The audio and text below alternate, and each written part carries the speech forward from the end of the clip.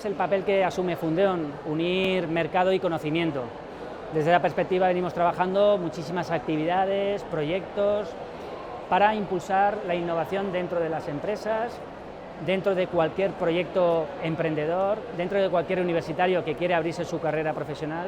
Y bueno, lo importante sobre todo es desarrollar un conjunto de habilidades, herramientas que permitan, sea empresa, sea emprendedor, sea universitario, para plantear un reto o un proyecto diferente en el mercado. Y eso es un poquito el objetivo que hemos venido a traer aquí y sobre todo compartir a través de diversas jornadas en las que estamos participando.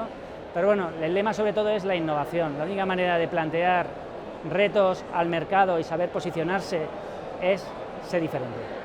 Se suple primero con muchísima creatividad, pero también con mucha practicidad, es decir, esa creatividad hay que plasmarla en proyectos que den respuestas al mercado. A partir de ahí, con muchísimo talento.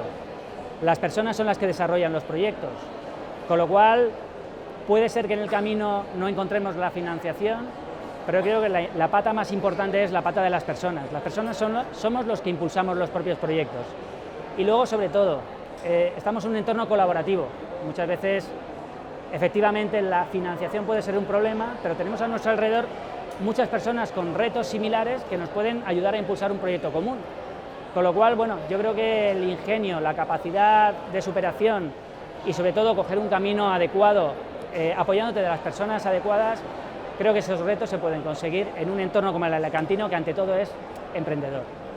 Pues creo que es muy importante, porque es un evento participativo, colaborativo, donde el networking es la pieza esencial, y luego pues acompañado por un conjunto de talleres donde a cada uno puede ser que les demos respuestas a sus posibles preguntas.